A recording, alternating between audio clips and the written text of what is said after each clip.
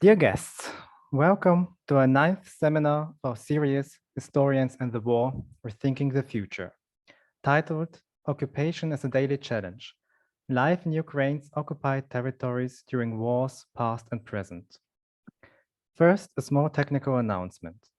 The seminar today will last about 2 hours. At the end, we will have a Q&A section where questions from the audience can be discussed. So, if you have a question for our panelists, please write it into the chat. As always, this seminar will be recorded and later be published on the YouTube channel of the German-Ukrainian Historians Commission. I will post the link to the channel and our partner institutions into the chat during the seminar. The languages of today's discussion will be Ukrainian and English. There is the option of simultaneous translation. If you want to hear that translation, please click on the icon with the globe at the right bottom of the screen. Thank you for your patience. Now I would like Yaroslav Fritsak to say a few words about our webinar series. Дуже дякую, пане Георгію. Добрий вечір тим, хто знаходиться по одній стороні океану, і добрий ранок тим, що по іншій стороні океану. Ми дуже раді вітати вас на черговому 9-му засіданні нашого постійно діючого семінару «Історики і війна. Як варто передумувати майбутнє». Це семінар, який був відтворений з ініціативи нашої німецько-української історичної комісії, а я є співголова цієї комісії разом з професором Мартін Шульце-Веселем. Але до цього ініціативи дуже швидко долучилися, за що ми дуже їм вдячні. Це Канадський інститут українських студій, а також наш журнал «Україна модерна». Так що ми працюємо в такому сув'язі. З останнього часу ми маємо ще одного партнера, і я радий оголосити, бо цей семінар, починаючи з цього фінансового семінару, ми маємо підтримку і фінансування фундації Конрада Аденауера.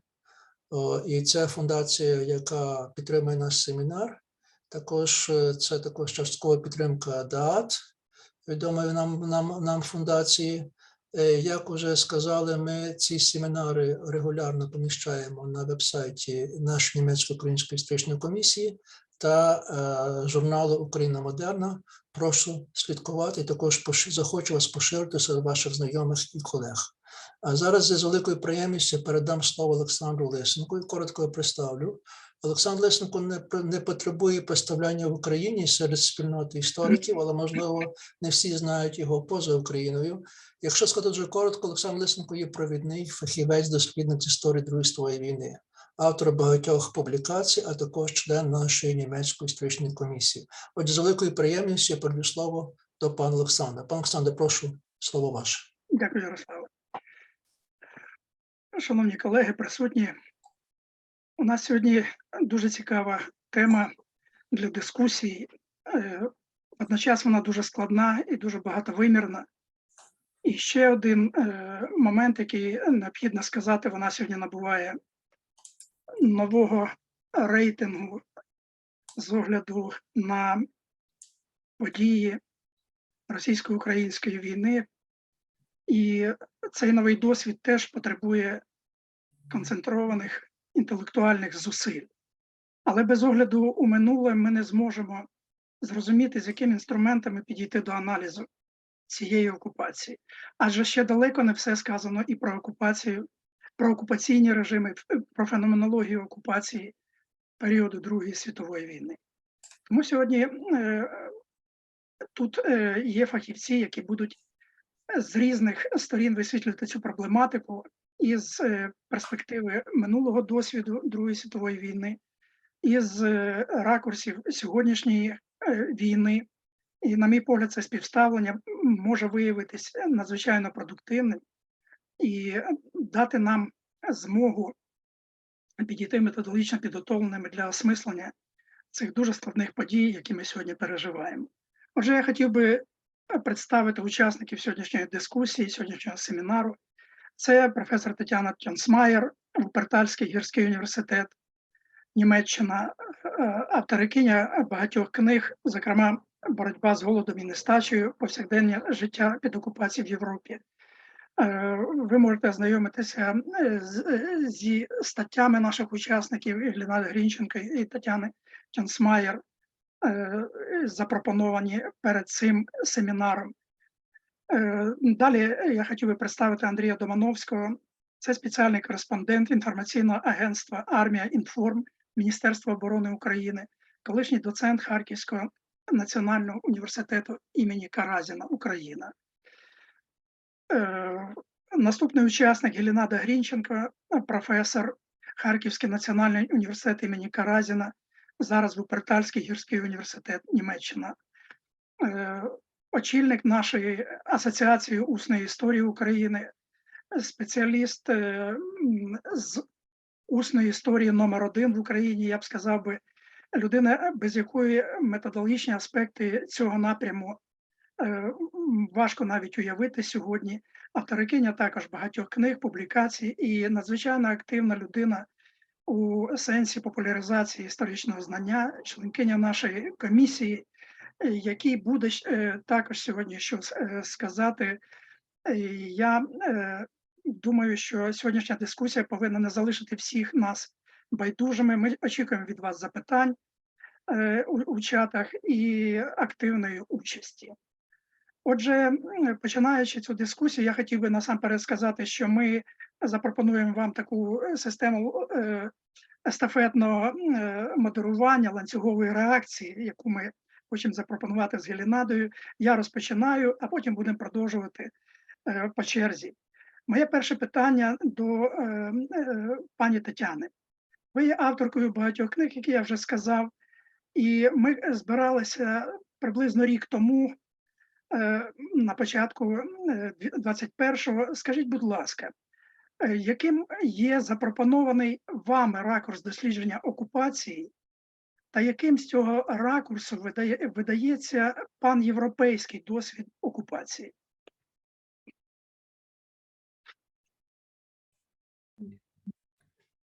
Yeah, thank you so much to everybody who is in the Zoom room for joining us. Thank you for this interesting question, and thank you for having me here, because I'm an expert on occupation, on World War II occupations, but I'm not an expert on Ukraine. And I'm trying to answer the question I've just got in kind of trying to synthesize a bit on what is an occupation, on what kind of consequences has an occupation for societies. And what I'm trying to argue, or what I'm going to try to argue, is that in hinting at the similarities, I wish to argue that the experience of occupation during World War II is part of the European dark heritage. And to do so, I have to kind of systemize several experiences. And the second reason why I'm trying to systemize several aspects of occupation is, of course, that our seminar today does not only deal with the past, but with the present also. So, as Alexander has already mentioned, in trying to methodologically compare and come to grips with past and present occupations, I think we need a conceptualization of what is an occupation and what is an occupied society. And this is what I'm trying to do in, let's say, a very short version. Regarding occupation, I think we should start with some essentials. And the first one, I think, is that war and occupation are obviously not the same thing.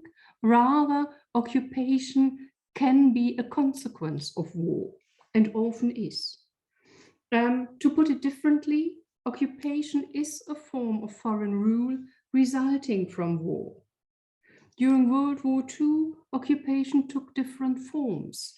You all know the rather classical form, so to speak, of military occupation, like it happened in northern France and Belgium, or in Serbia, but as well occupation under a civil administration, like in the general government or in the so-called Reichskommissariate.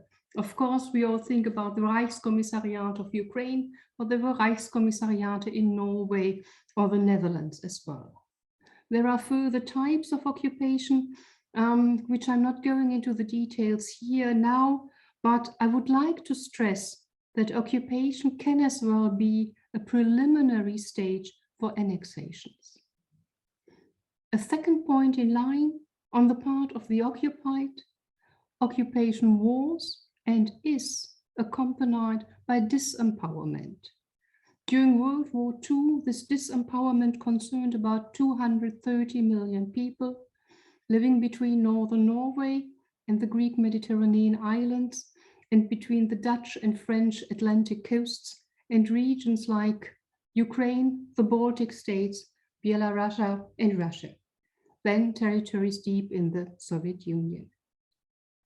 A third point in line, in all these territories, occupation was connected with the physical and or regulatory presence of the occupier. Regarding physical presence, it is important to bear in mind that in many towns and cities around occupied Europe, especially where German army or navy was stationed, locals could well be a minority in their cities, or at least they had to deal with a substantial number of Germans. The other form of presence was regulatory. This encompasses all the orders, decrees, instructions, etc., that were communicated by the occupying power. Away from where the Germans were quartered, this regulatory presence was often enacted by local, and that is non-German administrative staff and police, and this regulatory presence administered by local staff has been true for Western as well as Eastern Europe. A fourth point in line.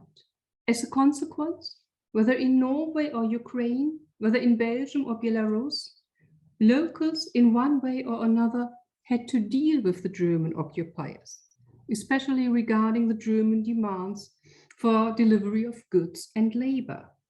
This having to deal with can be described as a dynamic relationship between the German occupiers and members of the occupied societies.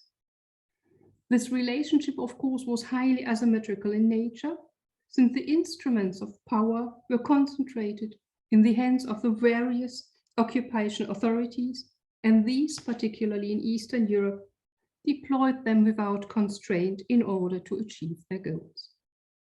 As you are all well aware, German occupation was often extremely violent, and because of this, for locals, there was no option of non-involvement.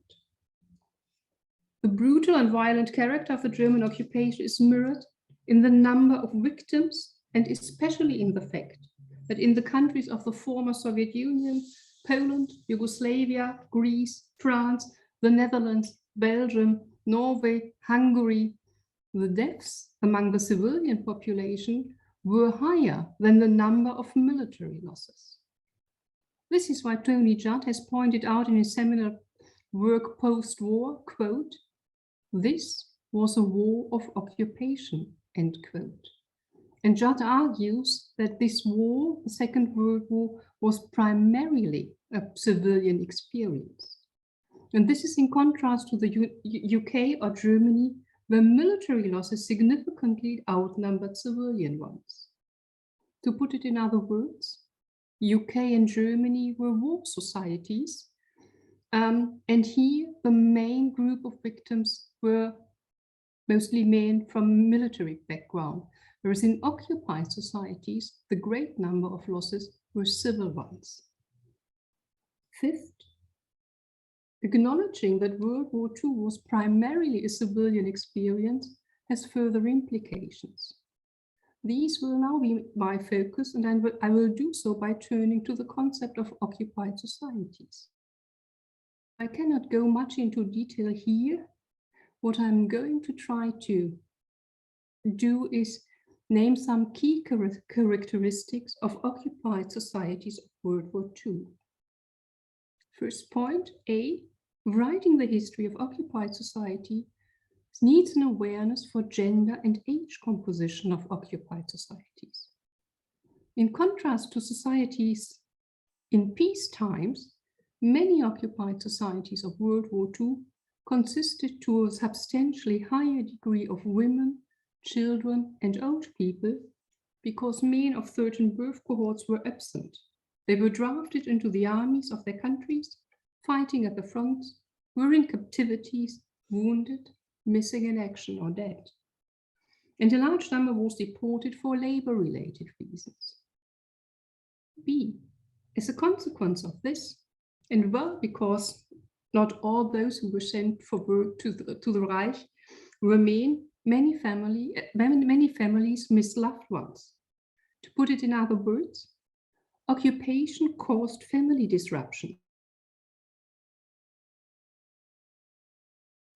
Jewish families were especially hit by these disruptions because survival chances for children were very low anyway, and places in bunkers for whole families, especially with small children, were very rare. C. These family destructions left those who stayed behind often shocked and deeply worried. Beside the emotional side of family destructions, there was a very practical one. With many men away for labor or war-related reasons, women had to secure the livelihood of those who stayed behind and had at the same time to do what nowadays would be called care work. Since many social institutions of a modern society, from insurances to childcare, were affected by occupation as well, women's tasks were very far-reaching and often difficult to accomplish. Networks of solidarity must have played a role in this, but unfortunately, research-wise, we know only little about it so far. D. We have more time. I could go into details of how occupation affected many aspects of everyday life of occupied societies. I've worked together with Gelinada for long years on how hunger and scarcity affected occupied societies, so I could go into details of coping strategies that people developed, and we could speak about the consequences of housing crisis that struck all over occupied Europe because of war destructions and German requisitionings. Some of these issues I think my colleagues will turn to later, and before handing over to them, I would like to sum up my part of our joint endeavor. And I wish to stress that occupation, especially when we're talking about World War II, but I think at least some, if not various of the points that we are discussing are in place nowadays as well. Occupation first is a form of foreign rule. Secondly, during World War II, it concerned 230 million people all over occupied Europe. Third, these 230 million people had to cope with disempowerment and had at the same time to cope with physical and regulatory presence of the occupiers, and they usually could not evade them. Fourth, as violence was omnipresent, especially in Eastern Europe, experiencing danger and feeling threatened were key elements of living under German occupation. Putting it more generally, occupied societies for many reasons were societies severely under pressure. People lost their everyday livelihood, everyday routines, trust eroded, and social norms shifted. A fifth point, last but not least, Jews were doubly hit under occupation. By occupation generally, as were all members of occupied societies, and because of German genocidal policies. Their chances of survival depended essentially on the conditions non-Jews experienced under occupation, because without their help, they could not survive. So this is kind of my first conceptualizing on occupation and occupied societies. Okay, dear Tatiana, thank you so much. З цього моменту я переймаю на себе модераторську функцію і зрозуміло, що це роблю в першу чергу для того, щоб передати слово пану Олександру Лисенку, бо неможливо було б уявити семінар, де він би обмежив з історії Другої світової війни, де б він обмежився лише б роллю модератора і не сказав би про стан досліджень окупації України часів Другої світової війни. Пане Олександре, будь ласка, ваш коротенький чи не коротенький виступ. Стосовно того, ми будемо звужувати перспективи, ми будемо переходити з європейської перспективи зараз в перспективу українських досліджень стосовно нацистської окупації. Далі в нас буде ще більше звужуватися тема. Будь ласка, пане Олександре, зараз ваш виступ. Дякую. Я спробую для того, щоб організувати свої думки, говорити тезами, і це скоротить і час, і, можливо, якось організує ці думки. Отже, я хотів би звернутися для початку до радянської історіографічної традиції. Це теж дуже важливо, аби зрозуміти, які труднощі і суперечливі моменти долала сучасна українська історіографія. Отже, рисами радянської історіографії можна вважати саме в цьому окупаційному сегменті виразну домінанту ідеологічну, яка будувалася на опозиції прогресивний більшовицький режим і демонізований нацистський. Друге – це списування всіх матеріальних збитків на німецьких і румунських окупантів від війни. Це дуже характерна така риса, підхід до формування статистичної інформації про матеріальні втрати Радянського Союзу і України, зокрема у війні. До речі, ці втрати дуже применшені щодо України. Третє – замовчування того, чому цивільне населення України було кинуто на призволяще, фактично без засобів до існування і для організованого спротиву, а також чому незахищеними виявилися євреї, які невдовзі стали жертвою геноциду. Наступне. Натомість однією з несучих конструкцій міфу Великої Вітчизняної війни стала міфологема про всенародний рух опору у формі партизансько-підпільної боротьби проти окупантів. І ще така одна риса – це, власне, те, що до певної міри історіографічну ситуацію можна простежити через археографічну складову. Ось я вам наведу такий один факт. Від закінчення війни до розпаду Союзу в Україні вийшло лише два помітні документальні видання. Німецько-фашистський режим на Україні, 63-й рік, та російськомовний тритомник «Советская Україна в годы Великої Отечественної війни», 1983 рік. Фактично всі інші були малопомітними і не відігравали якоїсь ролі у формуванні радянського наративу про Другу світову війну загалом та окупацію.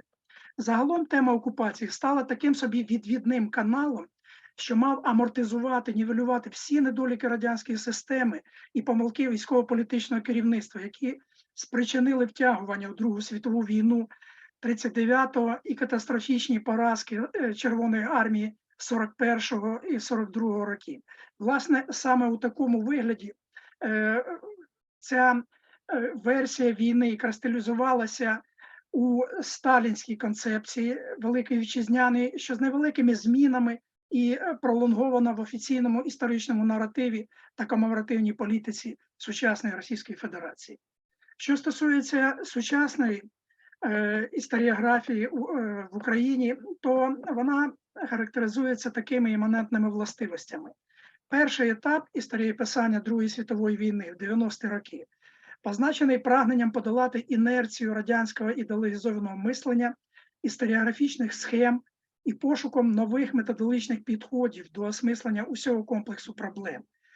Я б згрішив би, якби не згадав прізвище Михайла Коваля, професора із Інституту історії, який один з перших спробував подати історіософське осмислення війни загалом та її окупаційної доби.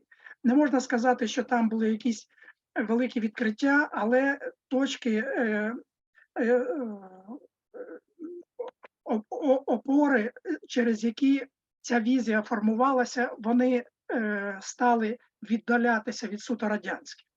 Отже, по-перше, формування україноцентричних концепцій, що виявлялося у позиціонуванні України як суб'єкта історичного дійства. а також прагнені продемонструвати внесок українців у боротьбу з націфашизмом. Той самий професор Коваль виокремлював в українському питанні, яке вважає осердям не тільки він, осердям Другої світової війни для українського народу, такі три складові, цитую: здобуття Україною державної незалежності, об'єднання розрізнених українських територій, споконвіку населених етнічними українцями, вихід української держави на міжнародну арену, тобто визнання її світової співдружності. Ми можемо побачити у цьому визначенні і такі радянські рудименти в уявленні про українську державність, але от саме така була позиція Коваля. Очевидно, що значні та символічні сегменти цієї проблеми лежали і у площині людських втрат України та боротьби українських самостійників проти радянського та нацистського окупаційних режимів під час війни. По-друге, ця ситуація характеризується віднайденням нового місця для українського національно-визвольного руху в цей час. До речі, слід зазначити, що йшлося насамперед про ОУН і УПА, в той час як представники інших військово-політичних формувань самостійницького спрямування залишилися і, до речі, дотепер залишаються на периферії дослідницького інтересу. Це дає підстави деяким опонентам цього руху ідеологічним стверджувати, що все обмежується радикальною ідеологією ОУН. Натомість ми знаємо, що існували потужні потоки національно-демократичного характеру, менш оформленого, але теж доволі виразно, який доєднався до цього руху у боротьбі за українську суверенну державу.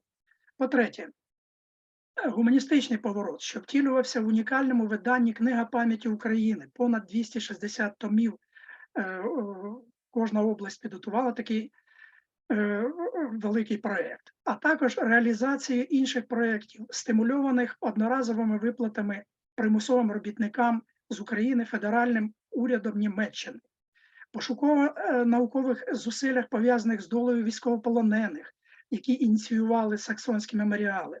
Саме ці заходи спричинили сплеск усно-історичних досліджень в Україні, появу книг Геленади Грінченка «Невигадане» та інших, Тетяни Пастушенко «То була неволя», Марини Лободи «Трудові ресурси у важкій промисловості України під час нацистської окупації та у відбудовний період», підготовлений, до речі, в рамках міжнародної науково-дослідницької програми документування примусової праці як завдання збереження пам'яті за підтримки німецького фонду «Пам'ять, відповідальність і майбутнє» та інших видань.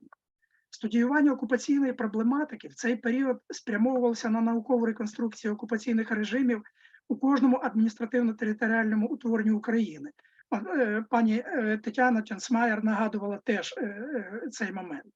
Але йшлося насамперед про організацію і структуру управлінських і каральних органів, режимні заходи, діяльність судових установ та придушення вогнищ опору, економічний визиск та працевикористання, політику у сфері культури, освіти та релігії. Але багато аспектів, зокрема соціального порядку, стратегії виживання, в той час залишалися ще недослідженими. Другий історіографічний етап тривав від рубежу століть до 2014 року. Це мій поділ доволі умовний, але для мене він доволі виразний. Його змістове наповнення визначалося протистоянням наукового середовища та агентів російського впливу у політичному істеблішменті України, прагненням повернути історієписання в русло неосталінських наративів та активізувати прорадянські мнемонічні практики.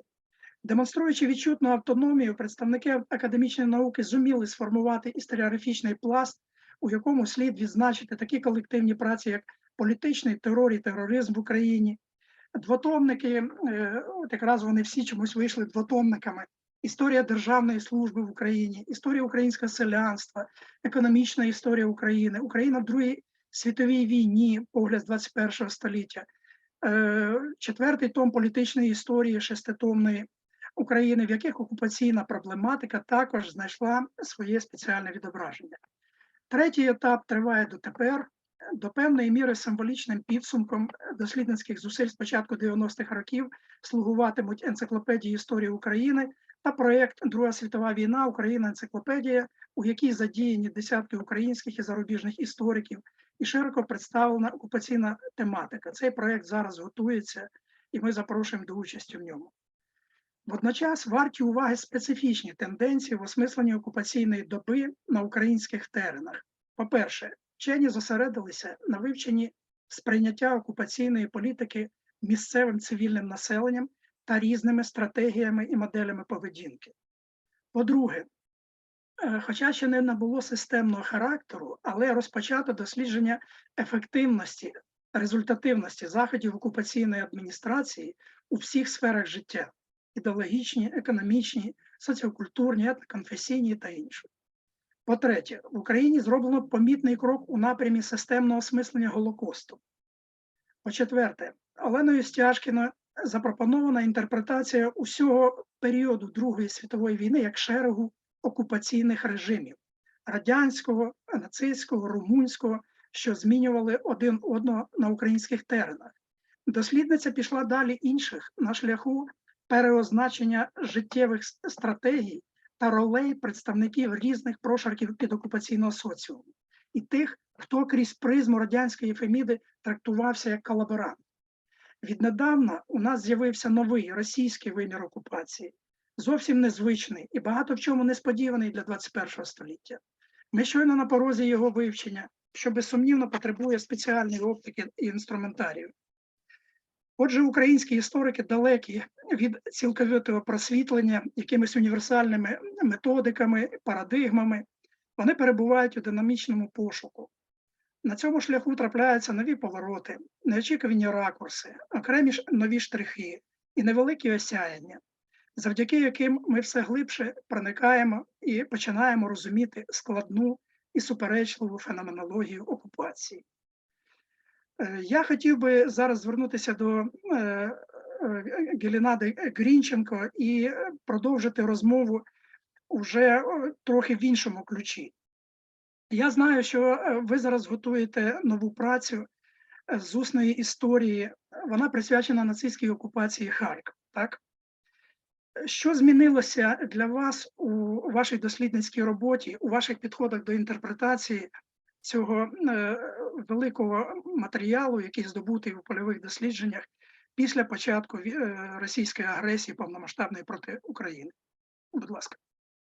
Дякую дуже, пане Олександре, за виступ, за надане слово. Я, з вашого дозволу, почну здалеку, тобто про книжку я буду говорити вже наприкінці свого виступу, чи у другій частині свого виступу. Почну я з того, що буду окреслювати ті дослідницькі перспективи, ракурси, з яких я намагаюся дослідити підокупаційний Харків, і як в цих ракурсах виглядає історія повсякдення. Два слова скажу про ту статтю, яку було написано нами з колежанками спеціально для цього семінару, ну а потім перейду вже до тієї книжки, робота над якою дійсно була перервана війною.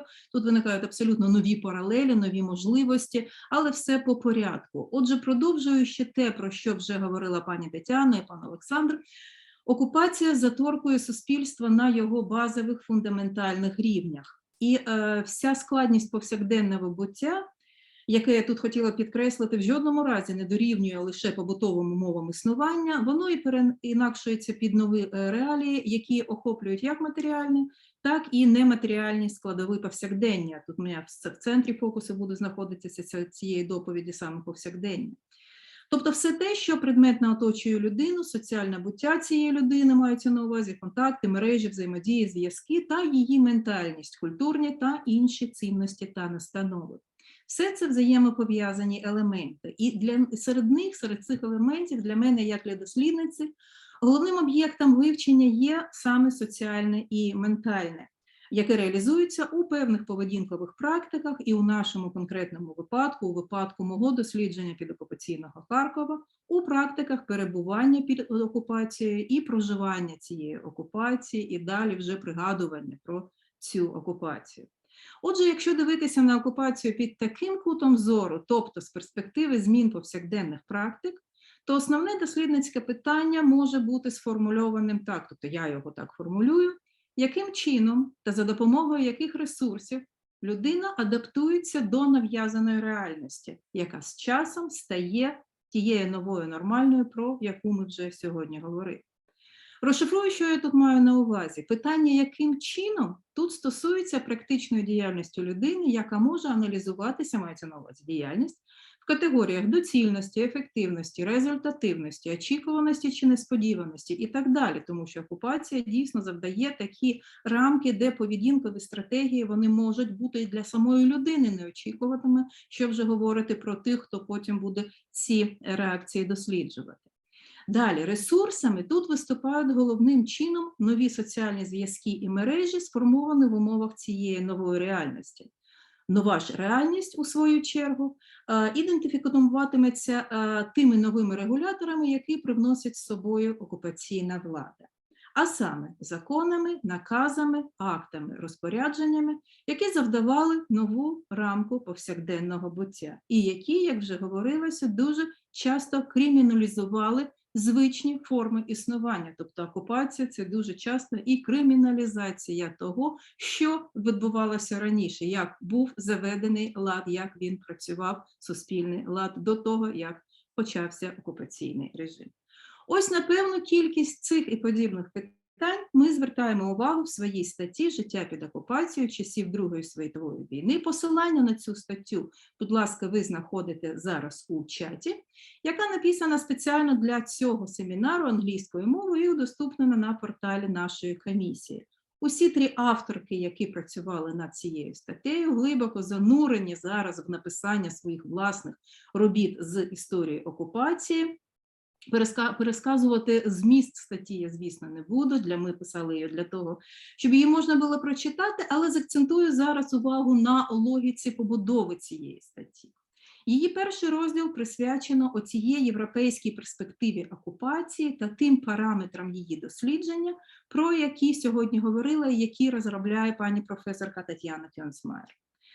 Практична друга частина статті, вона звужує фокус до окремого кейса міста Харкова як об'єкта нацистської політики насильства та голоду, тобто тих нових регуляторів, які сформували нову окупаційну реальність. У тому числі реальність фізичної, ми також про це пишемо, реалізовану на рівні використання старого простору місту, радянського простору, радянської архітектури для нових потреб, наприклад, радянських об'єктів, які асоціювалися з радянською владою, для показових актів насильства, з яких починалася нацистська окупація в Харкові. Тобто це була абсолютно продумана акція з того, щоб ці перші страти через повішення реалізовувалися саме на балконі колишнього обласного комітету комуністичної партії. Таким чином показувалася зміна влади і зміна тих, хто в городі зараз є, повторюся, владою. Це зараз йдеться про колишню площу Дзержинського в Харкові. Поряд із цим ми розглядаємо місто Харків і як суб'єкт певних практик його мешканців з проживання цієї реальності. Аналізуємо ці нові зв'язки, про які пані Тетяна сьогодні говорила, та моральні зрушення, які формувалися, які виникали в умовах цієї жорсткої окупації. Сам розділ про Харків поділено на дві частини – це місто і насильство, місто і голод. І буквально в двох словах, от логіка частини про голод.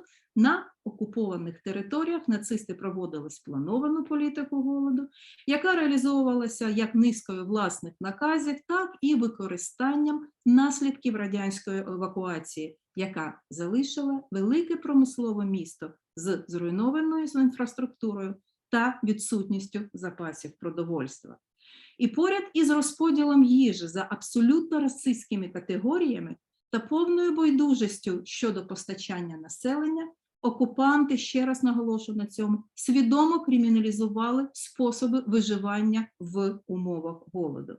Вони обмежували пересування містом і вихід за межі міста, особливо це стосується першої, найбільш суворої зими 41-42 років. Вони обмежували право на торгівлю, право на обмін, право на здобуття певних засобів існування. Тобто людина не тільки голодувала, вона наражалася на небезпеку при намаганні вижити. Голод також впливав на міський ландшафт. Про це у нас також є окремий розділ, як переформатовувався власне місто внаслідок голоду. Як цей голод переформатовував людські стосунки і людську мораль, адже він був розтягненою у часі стратою для людей, які буквально кілька років до того пережили інший політично спланований голод. Ми також звертаємо увагу на особливі умови та особливий тягар, який ліг на плечі жінок, отих підокупаційних жінок, про долю яких дуже активно і краще всіх на сьогодні, напевне, пише Олена Стяжкіна, про яку Олександр вже говорив. Саме під час окупації саме жінки ставали головами родин, на їхньому утриманні часто залишалися малолітні діти та старі члени сімей, часто немічні. І по завершенні війни практики виживання цих окупованих жінок зовсім не вкладалися в офіційну радянську версію війни, як, власне, і сама окупаційна буденність з її необхідностями, виборами без вибору, насиллям, негероїзмом, повсюдною експлуатацією, знову ж таки порушенням власних моральних настанов, коли майже окремі частки на окремі молекули розпадався звичайний світ і те, на чому він був побудований.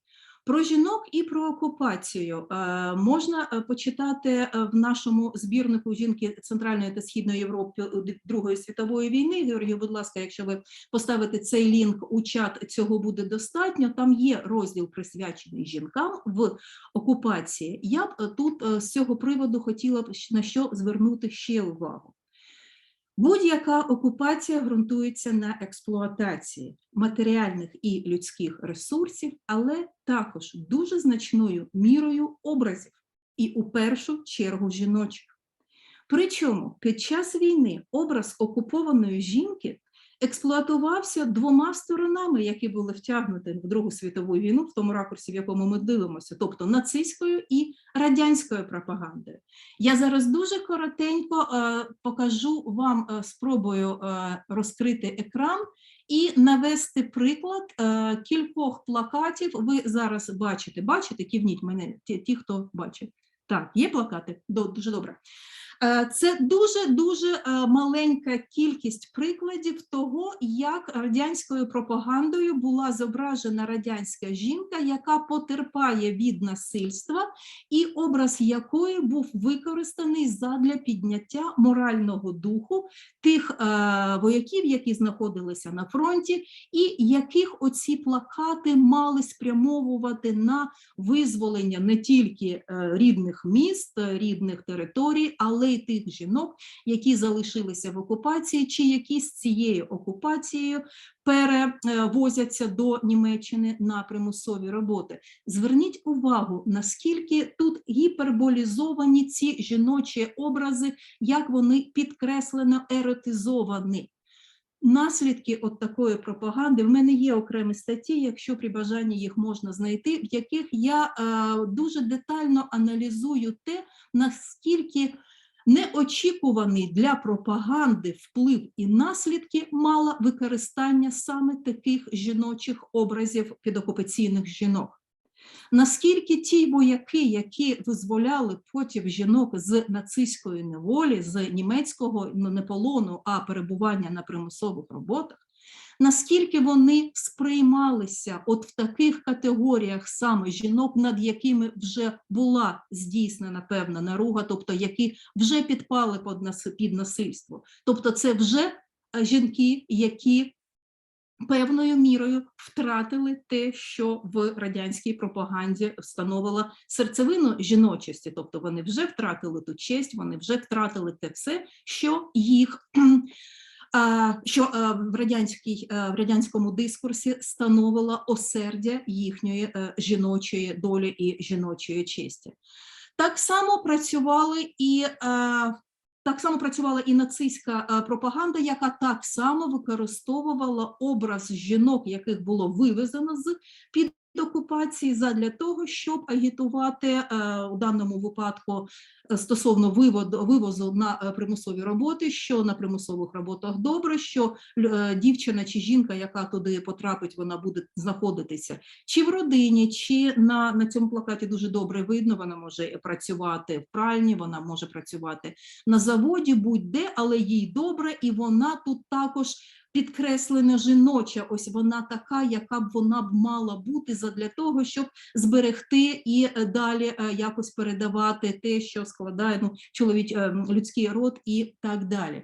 Ну і не дивно, що жінки, що люди, які поверталися на вже звільнені від окупації землі, тут також використовується жіночий образ жінки, матері батьківщини, яка в своїх широких обіймах має прийняти тих, хто повертається. Але ж виникає таке питання, а звідки ця жінка, де вона була під час війни? От саме ця жінка, яка знаходиться на цьому плакаті, бо не дуже зрозуміло, якщо це окупована жінка, то яка роль їй відводилася, коли вона перебувала під окупацією.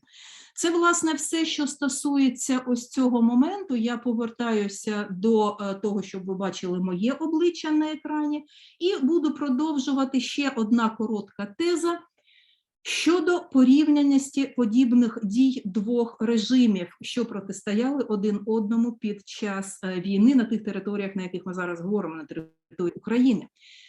Ця теза стосується симетричної жорстокості входу і виходу з окупації. Початок окупації багатьох українських міст позначився показовими стратами містян. У Харкові, наприклад, про який ми пишемо, який ми досліджуємо, за дуже короткий термін нацисти показово повісили понад 100 жителів міста, тим самим демонструючи нову владу і свою власну силу. Коли ці міста відвоювалися радянськими військами, військові трибунали військ НКВС з неймовірним завзяттям та жорстокості засуджували до смертної кари цивільних осіб за злочини, які пізніше, після закінчення війни, майже ніколи не присуджували вищу міру покарання. Це була симетрична жорстокість і симетрична демонстрація влади на тих самих вже деокупованих землях з боку радянської влади. Прикладом тут можуть слугувати несподіваний приклад, але був окремий проєкт, реалізований в Україні. Він реалізований був дуже детально, гарно. Є спеціальний випуск часопису «Україна модерна», присвячений тому, як відбувалося масове знищення пацієнтів психіатричних лікарень. І ось той, зараз Георгій це розмістить у чаті, посилання на цей збірник, там половина статей написана англійською мовою, тобто, будь ласка, можна дивитися і читати. І ось той приклад, який я хотіла навести, це суди над медперсоналом лікарень психіатричного профілю, а саме над персоналом Ігринської клініки та Васильківської лікувально-трудової колонії. Обидва ці заклади розташовані біля Дніпропетровська, коли сьогодні це місто Дніпро. Ці суди тривали під час воєнних дій, вони буквально ініціювалися буквально після того, як в місто тільки увійшли радянські війська.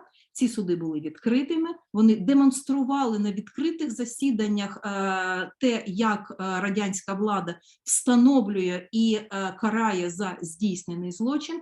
Ось рішеннями цих судів цивільний медичний персонал лікарень, весь вищий склад медичного персоналу, тобто це не німці, це не німецькі офіцери, це люди, які силою обставин були втягнуті в виконання наказів з умертвіння. Тут було дуже багато смертельних вироків, і вони всі були реалізовані, чого потім, після того, як війна завершилася, не було в жодному випадку жодного суда, який здійснювався над тими, хто був втягнутий в виконання цього злочину з масового вбивства пацієнтів психіатричних лікарень. Тобто, ще раз, під час війни, під час визволення, перші буквально тижні визволених міст українських, ось цей приклад демонструє таку саму симетричну жорстокість стосовно людей, які підпадали під підозру і які потім, і це дуже-дуже важливо, ще раз на цьому наголошу, за подібні злочини таких мір покарання вже не було по завершенні воєнних дій.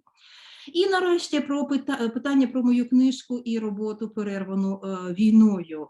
Назва цієї роботи, цієї книжки, вона доволі така длинна, вона комплікована, про Харків і про себе, досвіди і долі великого міста в усних історіях його мешканців. Основне джерело для мене – це усні історії, записані в різний час, в різних проєктах, а основний дослідницький ракурс – це повсякдення окупації. От що таке повсякдення окупації саме в усній історії? Для мене це індивідуальні інтерпретації часу, простору і власної поведінки людини. Пригадування вчинків і дій змушує людину реконструювати в своїй оповіді певну конкретну ситуацію в минулому, наповнену її, цієї людини, матеріальними ресурсами, культурними та іншими можливостями та уподобаннями. Зрозуміло, що під час цього відтворення, яке відбувається у теперішньому часі, оповідач посилається чи опирається на певні соціокультурні зразки, у тому числі дискурсивні. І виходячи з цього розуміння усної історії, у своєму дослідженні я розглядаю окупацію як конкретну історичну подію, як одиницю радянського дискурсу Великої Вітчизняної війни та певний оповідний текст, який сформований спільними зусиллями інтерв'юера та оповідача в конкретній ситуації нещодавнього минулого. Тобто ми маємо досліджене минуле, окупацію, якою вона була. Ми маємо ситуацію інтерв'ю, яке записується сьогодні, вчора чи там кілька років тому, але це інтерв'ю відстоїть на дуже великій дистанції від того минулого, про яке йдеться, і поміж цими двома ситуаціями реального минулого і минулого, яке відтворюється в оповіді, існує дуже великий проміжок часу, наповнений певними дискурсивними стратегіями. В моєму випадку це переважно радянський дискурс Другої світової війни, радянський дискурс окупації, який дуже сильно впливає на те, як про цю окупацію розповідається. І ось це переплетення власного розуміння того, якою була окупація, власного переживання і культурних норм, яке завдає суспільство під час того проміжку часу, тавтологія, але нехай буде, який минув між подією і пригадування про подію, це і є ті дослідницькі моменти, на які спрямовані мої зусилля, аналітичні зусилля. Я сподіваюся, що вони саме аналітичні. Цю книжку я вирішила, і тут, звісно, сама б я цього ніколи не зробила, тут з'явилося багато дуже цікавих нових для мене колег. Ми вирішили супроводжувати серіями фільмів. Спочатку ми думали, що це будуть тізери до того чи іншого розділу, але в нас вже вийшли повноцінні короткометражки. Посилання на першу серію я, Георгія, прошу дати в чаті, вона є, презентація цієї першої серії відбулася рік тому, майже рік тому, це була пізня осінь 21-го року. Перша серія присвячена по саме початку окупації. Вона з англійськими субтитрами, тобто я з перекладом, будь ласка, можна дивитися, можна... З цієї першої серії вже можна зробити висновок, як композиційно ми працюємо з усними історіями і як ми робимо ці коротенькі серії. Наша наступна серія, яка ось-ось буде оприлюднена, тобто буде проведена офіційна презентація, вона стосується окремому злочину, то це Холокост в Харкові, це трагедія Дробицького Яру. Це серія, вона найбільша, ось ця друга серія, вона 14 хвилин, тобто це вже ніякий не тізер, це короткометражка. І саме інтерв'ю до цієї серії ми з колегами записували ввечері 23 лютого цього 22-го року. Ми всі дуже пізно повернулися додому, і я насправді погано спала. Я думала про те, наскільки правильно ми підбирали ті чи інші зображення, ті чи інші ілюстрації. Я пригадувала нашу першу серію і ту розмову, яку ми проводили з цими колегами, які причетні до кінематографу. Ми говорили про те, що бомбардування, от наскільки така іронія, да? Ми говорили, що бомбардування не треба показувати кадрами дійсного бомбардування Харкова, бо такі документальні кадри існують з історії Другої світової. Краще давайте намалюємо, бо для людей, які давали інтерв'ю, які говорили, і чиї уривки, чиїх усних історій увійшли до цієї серії, для людей це найболючіше, це те, що травмувало дитину, і дитина несе це через все життя. І ось продумуючи, рефлексуючи на цю тему, 5 година ранку ми прокидаємося під звуки реального бомбардування. Це дійсно такий збіг обставин. І ось на питання про те, яким чином змінила сучасна війна мою роботу над книжкою, звісно, змінила.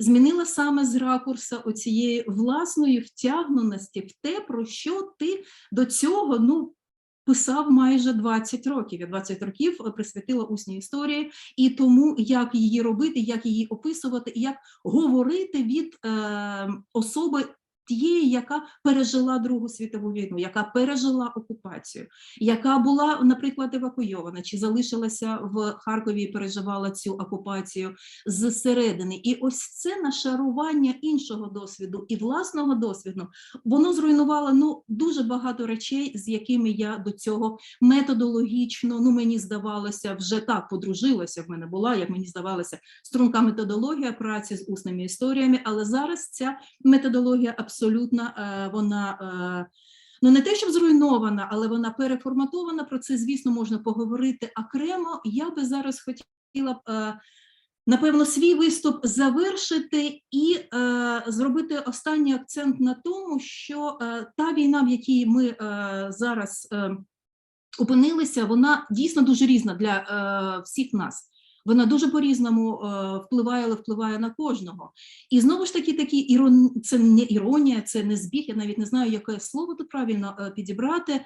Між мною і між наступним доповідачем дистанція була, тобто нас розділяло 25 кілометрів. Але я встигла з Харкова виїхати з родиною, я встигла виїхати з сином. Але наш наступний доповідач, пан Андрій Домановський, дійсно лише 25 кілометрів від того місця, з якого я встигла виїхати. Андрій потрапив під окупацію буквально з першого дня. З його дозволу я починаю про це говорити, з його дозволу я дуже радію тому, що Андрій зголосився взяти участь в нашому семінарі, тому що ось ця паралель, цей континуїтет і це власне переживання того, що ми раніше досліджували як історики, мені здається, буде зараз таким коректним і правильним продовженням нашої суто фахової розмови про окупацію часів Другої світової війни. Андрій Домановський, він мій колишній колега по кафедрі історії українознавства. Він дуже багато і дуже довго років викладав історію України, у тому числі він говорив і про нацистську окупацію часів Другої світової війни. Зараз Андрій працює спеціальним кореспондентом «Армія Інформ». Це Андрій, напевно, ви самі про це розкажете. Будь ласка, слово вам і моя велика ще раз вам вдячність за те, що ви зголосилися на цю, я впевнена, дуже важку для вас роль розказувати про те, як бути під окупацією. Дуже дякую. Шановні колеги, щиро дякую за запрошення. Дійсно, я зараз, це я вперше повідомляю так відкрито, що я працюю, де я працюю кореспондентом в інформаційному агентстві «Армія Інформ», бо раніше я намагався це не афішувати, оскільки батьки перебували під окупацією до 11 вересня. І, відповідно, була небезпека, що, знаючи про моє місце роботи, вони можуть бути якимось чином покарані окупантами, якимось чином притягнуті до відповідальності. Власне, мене Геленада Геннадіївна попросила розповісти про свій досвід перебування під окупацією. Це була не перша пропозиція, мені раніше теж пропонували, я завжди відмовлявся, бо були ці безпекові міркування. Зараз, мені здається, вже можна їх дещо пом'якшити, і тому я можу це певним чином оприлюднити і спробувати концептуалізувати. Коли я почав думати над тим, як краще про це розповідати, я зрозумів, що мій досвід перебування під окупацією, він дуже індивідуальний. Як завжди, це буває в усіх таких випадках. І які речі визначили цю індивідуальність, це перебування під окупацією? По-перше, це прифронтова окупація. Треба розуміти, що ті 20 кілометрів, вони якраз були обумовлені тим, що лінія фронту проходила по межі міста Харкова. Від першого ж дня вторгнення лінія фронту, умовно кажучи, це Харківська окружна дорога або об'їзна дорога, на якій і відбувалося безпосереднє зіткнення, і воно там тривало доволі довго потім. Доволі довго, принаймні весь той час, поки я був під окупацією, лінія фронту там і проходила. Це за 20 кілометрів приблизно від мого місця перебування. Тому це, по-перше, прифронтова окупація. По-друге, це нетривалий досвід окупації. Зрозуміло, що фронт накладав свою специфіку, близький фронт на перебування під окупацією, і час перебування. Якби це була тилова окупація, і вона була довшою, і якби це була окупація прифронтова, але теж була довшою, вона була б вже зовсім інакшою для мене, для моєї сім'ї, зовсім інакше довелося б себе поводити з окупаційним режимом, ніж це можна було собі дозволити впродовж такого нетривалого відносно часу. Це приблизно 1,5 місяці з кінця лютого до початку квітня. З-під окупації ми виїхали на початку квітня, і, відповідно, можна говорити про 1,5 місяці. І ще одна специфіка – це досвід людини дещо виключеної з тієї спільноти, яка перебувала під окупацією. Я не можу сказати, що я був активно включений у життя цієї спільноти на рівні спілкування, на рівні знайомств, на рівні контактів і так далі.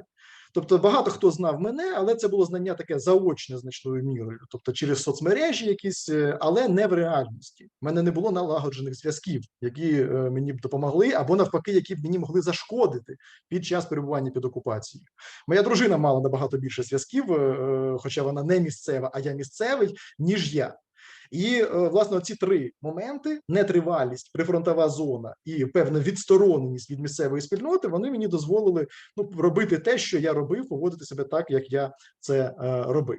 Ну, а тепер по порядку, по хронології певній від першого ж дня. Дійсно, о 5-й ранку ми прокинулися від вибухів, і не тільки від обстрілів, а від звуків близького бою, бо там до прикордонної застави там заледве 5-7 кілометрів по прямій в одному з напрямків, і село перебуває розташоване прямо на кордоні з Російською Федерацією, тому вторгнення почалося з перших хвилин, і буквально вже за 3-4 години танки пройшли через мій населений пункт, це село Липці Харківського району Харківської області, і рушили у бік окружної.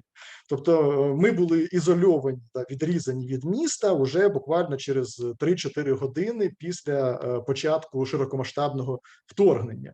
І вирватися до міста вже було після цього неможливо. Виїхати встигли, були б одинокі випадки, якщо людина мала вже підготовлений транспорт особистий і могла виїхати. Якщо цього не було, а в мене, попри те, що в мене є автомобіль, він не був заправлений, він був після зими, він був без техогляду, на ньому була ще літня гума, бо взимку я не їздив, і він стояв собі, цей автомобіль, в гаражі, тому виїхати було неможливо, і тому стало зрозуміло, що треба вирішувати питання виживання, принаймні на найближчі дні, бо ніхто ж не знає, скільки це може протривати. І тут ще одна специфіка. Наше село має подвійну забудову. Там є забудова міського типу, багатоквартирні будинки, 2-4-поверхові, і є забудова, приватний сектор, такі садиби, будинки, звичайне село, звичайне сільське життя. І, відповідно, я мешкаю в квартирі, в багатоквартирному будинку, а мої батьки мешкають у приватній садибі.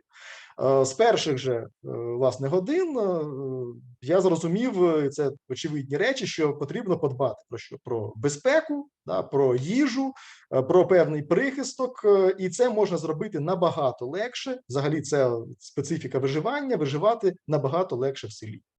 Воно ближче до землі, легше накопичувати і зберігати продовольство. Є традиція цього зберігання довготривалого запасу харчів на зиму, який зберігається в українському селі. Відповідно, там можна протриматися доволі довго. Тому відразу я перевіз сім'ю до батьків, і це теж така стратегія порятунку. Ти не тільки отримуєш доступ до води через звичайну сільську криницю, через колодязь, до каналізації, яка припиняє працювати в багатоквартирних будинках, але ти ще й переміщаєшся. Ти змінюєш місце перебування, якщо тебе будуть шукати за цим місцем, тебе вже відразу не знайдуть. І не факт, що відразу здогадаються, де ти можеш бути, чи не виїхав ти там вже в Харків завчасно, чи їм повідомлять, де там мешкають твої батьки і так далі. Тому буквально там через 4-5 годин ми перемістилися, і це дійсно вирішило низку проблем, бо запас їжі є, і на ньому можна протриматися. Насправді було і місяць, і 2. Без будь-якої допомоги ззовні, в принципі, можна було прожити на цьому запасі їжі, який накопичений традиційно в батьків, ну, який там ще в мене трохи теж зберігався. По-друге, це прихисток, це сільська хата, яка має систему опалення, яке незалежне від якогось комунального постачання. І можна таким чином там жити спокійно. Плюс це наявність такого приватного бомбосховища. Це сільський погріб, а там такий доволі добре облаштований підвал у батька, якому можна було від обстрілів переховуватися кільком особам цілком, ну, не сказати, щоб комфортно, особливо це комфортним перебуванням не назвеш, там дуже було холодно, особливо в березні, коли вдарили морози по там мінус 20 і мінус 23, я бачив, було дуже холодно, але принаймні він є, і це важливий момент. Тому це те, на чому я хотів би наголосити, що сільська окупація дуже буде сильно відрізнятися від міської окупації. В місті людина буде залежати від окупаційної влади значно сильніше, без накопиченого продовольства і без нормальних комунальних послуг. В будь-якому разі цей контакт буде ранішим з окупантами, ніж у селі. В селі ти можеш довше від цього контакту якось відсторонюватися, уникати і так далі. Наступний момент, на який хотів би звернути увагу, це зв'язок і отримання інформації. Ми звикли жити в такому комунікативному полі, в нас соцмережі, в нас месенджери, в нас інтернет, в нас телебачення. Ми не звертаємо вже уваги на радіо, насправді. Під окупацією радіо було дуже важливим, і ми зрозуміли це там вже на другий-третій день, а до цього, звичайно, ніхто його не слухав. І от відразу окупація вимикає інформаційне поле. В нашому випадку це було пов'язане з тим, що в перші ж години зникло електропостачання, і, відповідно, немає доступу в інтернет, погіршується постійно мобільний зв'язок. Спочатку він був нормальним, звичайним, а потім він все ставав гірше і гірше, аж поки не дійшло до того, що сигнал мобільний можна було словити тільки там в кількох визначених точках, і то не завжди. Його ще й почали блокувати. Це сталося буквально впродовж перших днів. І тому ти вимикаєшся з інформаційного поля повністю і починаєш жити чутками. Причому чутками і на рівні інформації про весь світ, про події в Україні, і на рівні інформації про події в найближчому оточенні, що відбувається в селі. Ці чутки були найрізноманітніші, і, відповідно, цим активно намагаються скористатися окупанти. В нас перші 2 тижні постійно йшла інформація, що Київ захоплений, Одеса захоплена, Дніпро вже здали, Суми, Полтава також, Харків. Про Харків брехати їм було складніше, тому що Харків було чути і було видно. Вдень було видно дим, так, який піднімався над Салтівкою обстрілюваною. Вночі було видно пожежу, заграви. І відповідно про Харків говорилося, що Харків дуже скоро буде зданий. Дуже скоро, не сьогодні, так завтра, вже це все питання вирішено. І це тільки тому, що на Харків тут прийшли якісь націоналістичні, буцімто, батальйони, які не дозволяють міському голові Харкова Терехову здати місто. Те, що поширювалося, але треба розуміти, що доволі швидко всі зрозуміли, що рятувати може радіо, можна заряджати мобільні телефони від генераторів, від автомобілів, і мобільний телефон – це і радіоприймач. І, відповідно, цей загальнонаціональний телемарафон «Єдині новини», який можна було слухати через радіо, він давав якусь інформацію з великої землі, плюс поодинокі дзвінки, там раз на 2-3 доби можна було комусь додзвонитися і щось дізнатися. Однак, власне, виключення з інформаційного поля, воно зіграло двояку роль.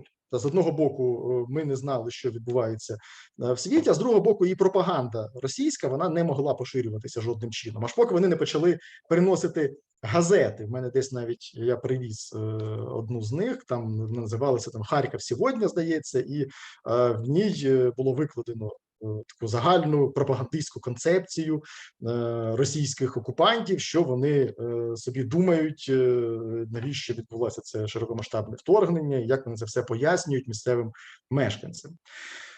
Наступний момент, власне, виключивши себе з будь-яких контактів необхідних з окупантами, ти опиняєшся в певній ізоляції і ти можеш жити приватним життям в певних рамках. Тобто ти можеш перебувати в себе в будинку або в квартирі, вихід за межі будинку або квартири в двір або в під'їзд – це вже проблема, бо ти вже можеш зіткнутися з тими, з ким би ти не хотів стикатися зайвий раз. І чим далі ти віддаляєшся від будинку, тим більшою ця проблема стає. Ти маєш завжди розуміти, що ти можеш зустріти представника цих окупантів, озброєну людину, яка може зробити з тобою все, що завгодно в будь-якому місці. І чим далі ти від дому, тим це може бути небезпечніше. Завжди треба було ходити з документом, який посвідчує твою особу. Причому доходило до того, що один раз я навіть чув, це не було безпосередньо зі мною, але це було з людиною, яка йшла переді мною. Коли патруль вимагав документи, казати «Аусвайс», дай документ. Це був такий жарт з їхнього боку, зрозуміло, коли вони німецьке слово ввернули в свою мову, але мені відразу згадалися часи Другої світової і необхідність мати при собі посвідчення особи. І це посвідчення особи, було звичним мені носити паспорт завжди, куди б ти не йшов. Тобто навіть вдома перебуваючи, паспорт має бути прямо при тобі, в кишені штанів, бо мало того, що цей простір, він звужений у тебе до твого будинку і домоволодіння, він іще й загрожений постійно. Тобто ти розумієш, що в будь-який момент, в будь-яку секунду можуть прийти з перевіркою, оглядом, обшуком, якимось опитуванням і так далі. Кілька разів це відбувалося. Кілька разів з'являються абсолютно неочікувано, під'їжджають броньовані автомобілі, з'являються озброєні люди і вимагають документи, обходять домоволодіння, перевіряють усе і так далі. Там тільки від їхнього бажання, наводки або твоєї поведінки там може залежати, наскільки вони прискіпливо будуть це робити. То може це бути огляд 15-20 хвилин, а може бути і на кілька годин з повною перевіркою там всього, чого тільки можна. Тому оце постійне відчуття загроженості, яке є, і зростання цього відчуття загроженості в міру віддалення від свого будинку, воно було присутнє. Ну аж до того, що до колодязя, який розташований біля будинку моїх батьків за буквально якихось 150 метрів, я ходив завжди з документами, і бажано, щоб в цей час хтось перебував на вулиці, крім тебе, щоб хтось виходив разом з тобою і бачив, що ти от пішов до колодязя, там дружина твоя, чи мама, чи батько, чи хоч хтось, хоч донька, наприклад, моя. Чому? Тому що взагалі виходити за межі домоволодіння бажано не одному. Завжди бажано пересуватися вдвох, втрьох, зі знайомими тобі людьми, з родичами, з близькими там знайомими, з сусідами. Бо якщо тебе раптом хтось затримає, кудись тебе відвезуть, вони принаймні будуть знати. По-перше, тебе важче затримати, бо група людей, які тебе знають і так далі. А по-друге, вони відразу знають, що з тобою відбувається. Принаймні вони знають, що тебе затримали там озброєні люди. Тому ми намагалися завжди рухатися групами і ходити кудись групами. І от в цьому переміщенні також важливим є гендерний аспект. Я сказав би, статево-віковий аспект. Молода жінка, загрожена, якщо вона йде сама, і я старався дружину одну не відпускати. А вона, якщо ходила, то разом з моєю мамою ходила там частіше. А чоловік молодий загрожений, бо його підозрюють у тому, що він є комбатантом, що він є наводчиком, що він представник Збройних сил, поліції, прикордонників, і, відповідно, його можуть перевіряти більш прискіпливо. А якщо він іде з дружиною або з дитиною, це вже йому полегшує життя. І, відповідно, теж намагалися це робити. Ну і, звичайно, ізолювати себе, уникати контактів з окупантами. В перші ж дні з'явилися рукописні оголошення, які правила поведінки встановлювали, де було написано, я зараз процитую по пам'яті частину цього оголошення: в результаті сложившейся ситуації власть контролюється російськими воєнними. І далі перераховується, що медичного обслуговування не буде, воно відсутнє, і, відповідно, лікуйтеся самі, допомагайте один одному, як самі знаєте. Це було чітко прописано в цьому оголошенні. Зазначалося, що тільки у випадку там важких захворювань, критичного стану будуть організовувати евакуацію такого важкохворого в Білгород на території Російської Федерації. Ну і далі перераховувалися всякі заборони, чого не можна робити. Прибрати всю українську символіку, в жодному разі її не зберігати, не показувати, за це буде покарання.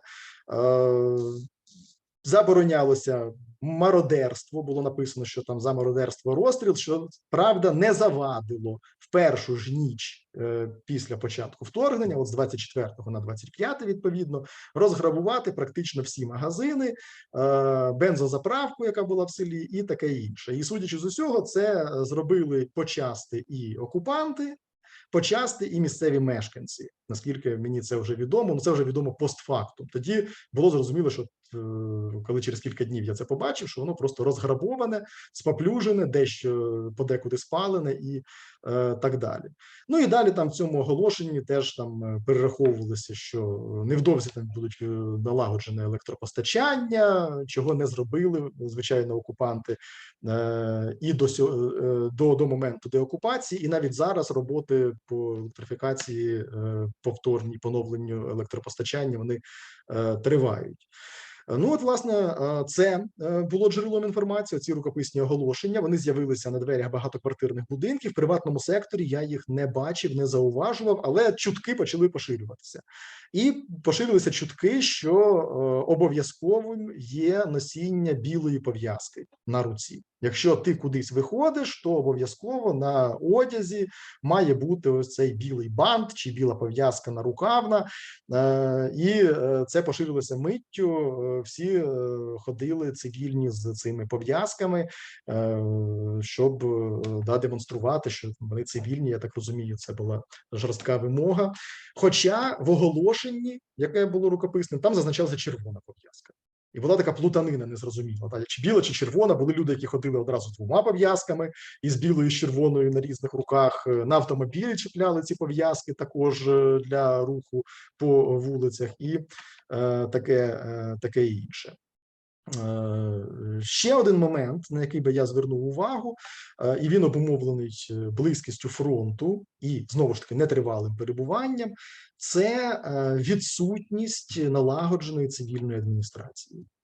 Вона не працювала якимось чином, ну, принаймні, місцеві мешканці, якщо вони не хотіли контактувати, вони могли уникати цього контакту з місцевою цивільною адміністрацією.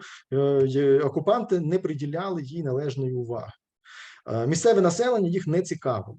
Вони планували організувати тут колабораційну якусь адміністрацію, щоб та ж сама місцева влада і займалася місцевим урядуванням і надалі. А військових російських цікавили винятково безпекові питання. Тобто, кого вони почали відразу шукати, затримувати, якщо знаходили, це прикордонники, це поліцейські, це колишні військовослужбовці Збройних сил України, це учасники антитерористичної операції на Донбасі або операції Об'єднаних сил, як вона стала згодом називатися. От цих людей шукали, бо в цих людей могла бути зброя, або була зброя в поліцейських, наприклад. Ці люди могли мати бойовий досвід, або принаймні вміли стріляти, і відповідно от їх виловлювали як могли, і очевидно, що мали вони списки цих людей завчасно, зібрані розвідкою, або отримані по сільрадах, і, на жаль, тероризували і їхніх родичів. Моя сестра постраждала через це, бо вона дружина прикордонника, її тягали в комендатуру, і ну, неприємний в неї досвід. Вона дала інтерв'ю, далеко не все вона там розказала, що з нею відбувалося, що їй загрожувало. Але от наскільки мені відомо, інших, хто не був пов'язаний з цими людьми, хто становив небезпеку для військових, спочатку не чіпали. Принаймні в перші тижні. Потім ситуація почала змінюватися, бо почало змінюватися ставлення окупантів до місцевого населення. Спочатку це настанова така, що прийшли в дружнє середовище, вони звільняють, освобождають місцеве населення від нацистів і так далі. Коли вони переконалися, що це не швидка прогулянка, не на 3-4 дні, не на 2 тижні, а набагато довше, ставлення почало погіршуватися. І за якісь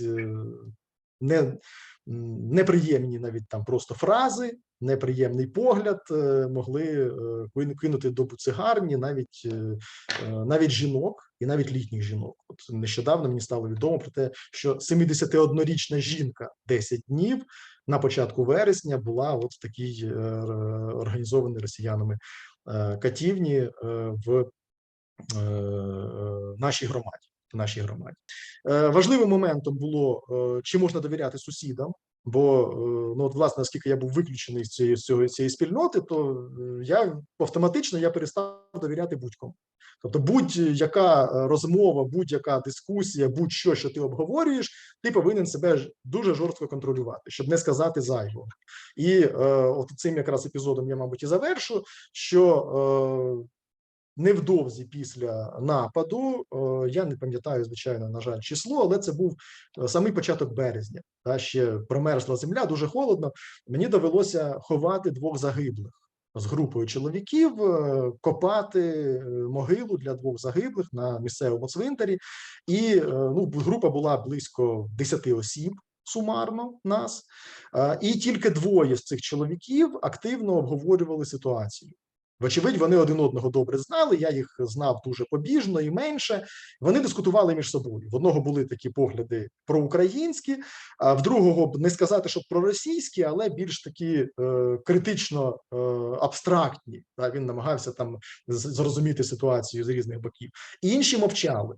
Інші не втручалися, і я теж не втручався, розуміючи, що невідомо, як ця інформація може бути потім кимось з присутніх там проти тебе використана, і краще цього не обговорювати, зайвий раз не робити. Ну от, власне, на цьому епізоді поховання я й, мабуть, завершу. Дякую за увагу.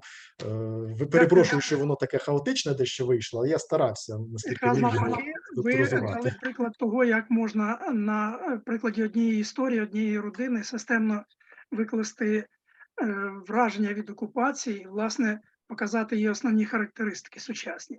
Отже, ми в першому раунді відбули такі, я б сказав, фази дослідницькі і теоретичні, концептуальні, і історіографічні, і емпіричні суто. І переходимо до другого раунду, під час якого ми будемо ставити один одному запитання і спробуємо, можливо, щось деталізувати чи виразніше, опукліше окреслити у своїх стислих відповідях. Я дозволю собі першим поставити запитання професору Тянсмайер.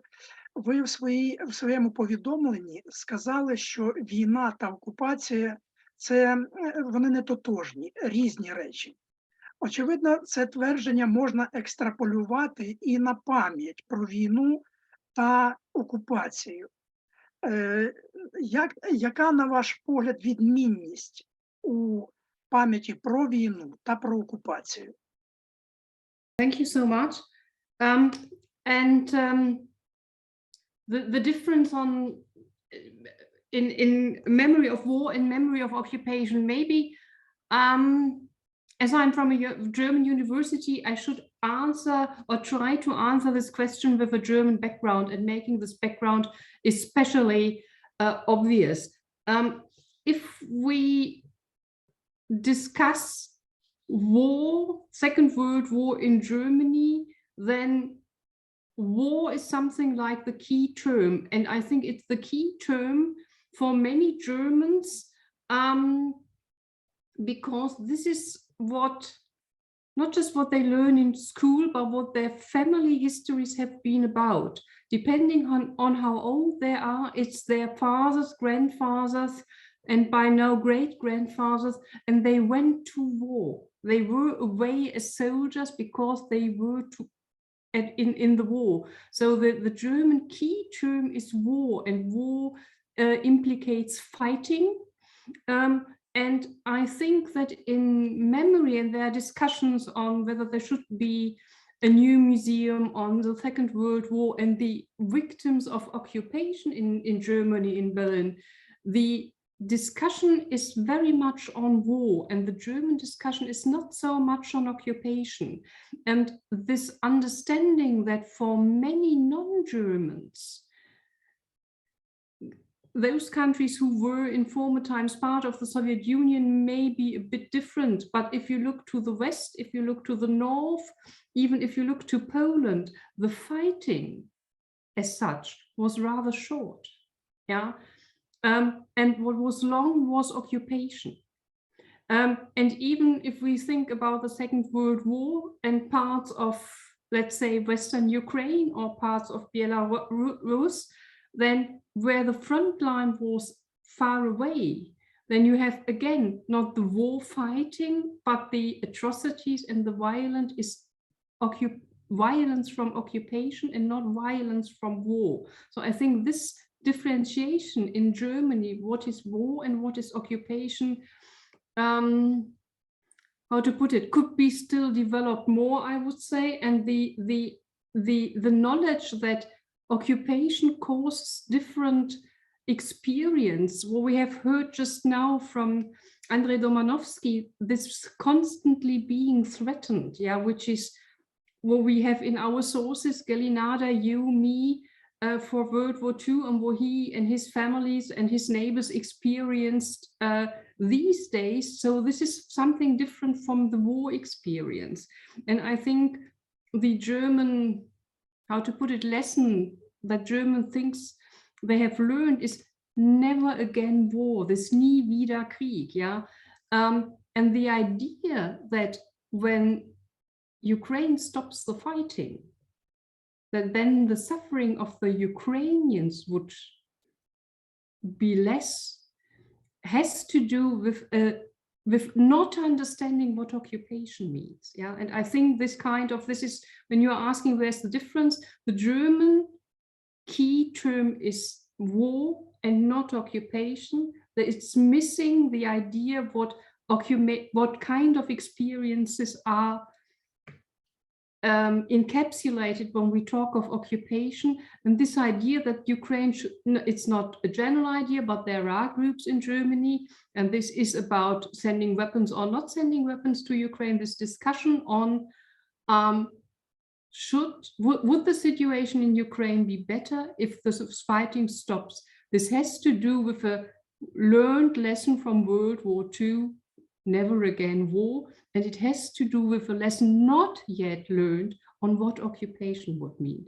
And so I think it has to do, there is a memory aspect in your question, but this memory aspect has I would say, deeply political consequences for a German present day debate, political debate. Дякую вам. У мене запитання до Андрія, якщо можна. Андрію, і все ж таки, в вашій доповіді такі паралелі певні з досвідом, не з досвідом, а зі знанням про окупацію часів Другої світової війни у вас були і простежувалися. А що вам видається таким, що абсолютно непорівняним, тобто абсолютно новий для вас досвід, от екзистенціальний досвід, абсолютно новий, з яким ви зіштовхнулися в окупації? Тобто, що я не знав до цього з якихось теоретичних моментів, да, що я не міг цього... Новий життєвий досвід, тобто досвід вас як людини. Для мене було великим враженням, і великою такою було несподіванкою, насправді, хаос війни. Мені здавалося, що коли приходить така організована військова машина, да, що це армія, яка, коли відбувалося вторгнення, це були такі організовані колони, новітня техніка, красиві машини, да, такі потужні танки, і от вони йдуть, їх десятки і сотні, мабуть, одиниці, цих колон я бачив кільканадцять, в перші дні це була дійсно така армада, навала страшна. І мені здавалося, що от разом з цією організованою колоною далі заходить чітка вертикаль управління, якась система адміністрування, що от приходить окупаційна адміністрація, і вона налагоджує цю всю структуру згори вниз. Цього всього не було. Абсолютно. От в них відразу почалася ця хаотичність, вони самі не знали, що, де і як відбувається, і було кілька центрів влади, які проявилися поступово. Дуже неочікуваним була присутність, взагалі абсолютно неочікуваним. Тобто було зрозуміло, що це напала Російська Федерація, але потім з'являються представники так званої Луганської Народної Республіки, які їдуть в обозі цих окупантів, і для яких це було таким способом помститися. От вони приїхали, в них було чітке завдання знайти учасників АТО-ООС, і це, моя сестра з цим зіткнулася, бо попри те, що її чоловік прикордонник і не був ніколи учасником АТО-ООС, але вони чомусь підозрювали, що він був учасником, і його активно шукали. І тягали її, приїжджали через це і до мене кілька разів, шукаючи його.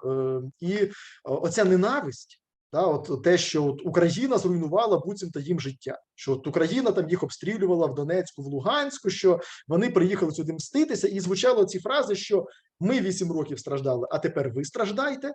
Ми сиділи в підвалах, тепер ви сидіть.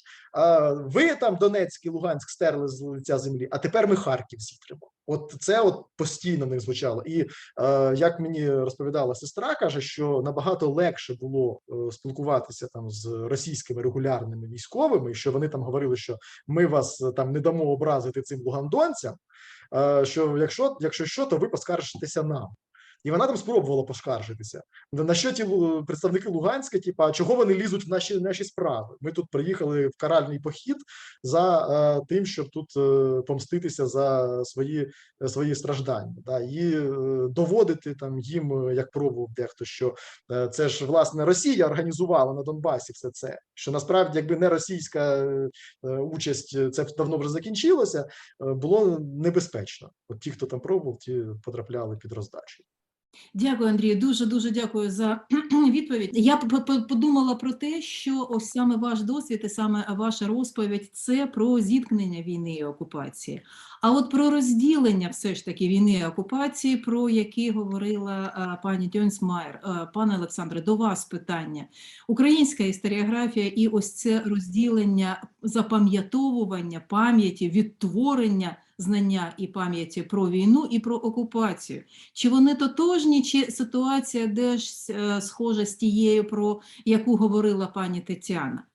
Бо, знову ж таки, те, про що говорить Андрій, мені здається, це ситуація прифронтових територій, де дійсно війна і окупація накладаються одна на одну. Ось тут вони дуже так співіснують дуже міцно. Інша територія України, вся територія України під час Другої світової війни, вона переважно під окупацією, а не під бойовими діями. Чи є в нас різниця в пам'яті і між одним і іншим феноменом? Безумовно. Пам'ять про війну та окупацію – це інверсія тих подій, які відбувалися, але в іншому абсолютно вимірі. От на моє переконання, бо я читаю спецкурси, пов'язані з історичною пам'яттю, я завжди своїм слухачам наголошую на тому, що існують різні рівні пам'яті. І от, на мій погляд, перша фаза поділу йде між колективною пам'яттю та пам'яттю індивідуальною і груповою. В першому випадку у колективній пам'яті відображується саме війна, саме події війни, в загальному вигляді, у вигляді офіціозного наративу, у вигляді мнемонічних практик, запропонованих державою, ритуалів різних і так далі. Отже, говорить не про окупацію, говорить про війну, про перемогу, про поразки і так далі. А коли ти ставиш питання про окупацію, одразу розмова переходить на рівень індивідуальної пам'яті або групової, корпоративної. Певна група людей, об'єднаних спільним історичним досвідом, остарбайтери, військовополонені, партизани, оунівці, інші категорії. От люди, які мали спільний досвід, вони, мабуть, будуть розказувати конкретні речі про окупацію. Свого часу під враженням перших напрацювань Гелінади я провів інтерв'ю зі своєю мамою, уже, на жаль, нині покійною, розгорнуте. Я його зафіксував, а потім, через 15 років, у позаминулому році, коли в музеї Другої світової війни ми готували велике видання, у якому фахівці історії викладали родинні історії учасників війни. Я спеціально для цієї книги зробив розгорнуте інтерв'ю зі своєю тещею, яка на Курщині переживала окупацію. І я назвав цей текст «Історія двох жінок». І у історіях двох жінок збіглося одне. Окупаційний період мама була остарбайтером малолітнім упродовж 3 чи 4 років на авіаційному, напевно, 3 років, авіаційному заводі в Берліні, а теща переживала окупацію у селі, але обидві згадують як такий маркер найскладнішої війни – це голод. Це те, якраз, що досліджують пані Дьонсмайер і Гелінада. От ви знаєте, досвід окупації через голод мені через багато інтерв'ю і багато текстів потрапляв. Бо я виніс враження, займаючись усними історіями, его-джерелами, що найстрашніші на війні для людей є 2 речі. перше, це бомбардування. Людина дуже важко це переживає. Я читав, що люди просто, вони пишуть про те, що ми це пережили, але ти відчуваєш себе, тваринний страх відчуваєш. І те ж саме голод, який позбавляє людину всіх отих оберегів, всіх отих якорів, на які тримається її гуманізм, її своє уявлення про себе. І на завершення я наголосив би на тому, що пам'ять про війну – це, напевно, засіб ще й ідентифікації, самоідентифікації, твоєї належності до великої спільноти, до держави, до політичної нації. А розмова про окупацію одразу тебе переводить в рамки такого гуманістичного виміру війни, соціального, мікроісторичного, коли людина підключається до енергетики тих, хто пережив так само досвід, як і він, і акумулюючи цю енергію, ретранслює її нащадкам у дуже живій, у дуже пульсуючій формі, дуже емоційній, хоча інколи доволі суб'єктивній. І методологічні напрацювання показують, як працювати з такими матеріалами, аби відсікти те, що людина вже сконструювала після. Але все одно в більшості інтерв'ю ти не можеш позбавитись від думки, що ти відчуваєш цю емоційну енергетику живої матерії, пам'яті, яку ці люди зуміли тобі передати в інтерв'ю, в щоденниках, в листах і навіть у фотографіях чи якихось інших виявах тілесності. Тому я оцю лінію розмежування між пам'яттю про війну та пам'яттю про окупацію провів би по таких вимірах і рівнях пам'яті. Колективна з одного боку та індивідуальна і групова з іншого. Тепер у мене буде ще питання до Гелінади, оскільки ми сьогодні багато говоримо про егоджерела і усну історію. Цікава ваша думка про те, як саме усні історичні джерела, яке місце вони займають у дослідженні окупації, і як вони дають можливість, можливо, вийти на нові ракурси інтерпретаційні. Дуже дякую. Я за питання, тому що воно таке, що болить і дає величезний такий, знаєте, матеріал для роздумів. І я думаю, що думати я про це ще буду доволі довго до того, як почну, так вже академічно, виважено і нейтрально писати. Головний висновок для мене стосовно цінності джерел усної історії – це, будучи вже втягненою безпосередньо в переживання, звісно, абсолютно інше, але ж пов'язані з війною.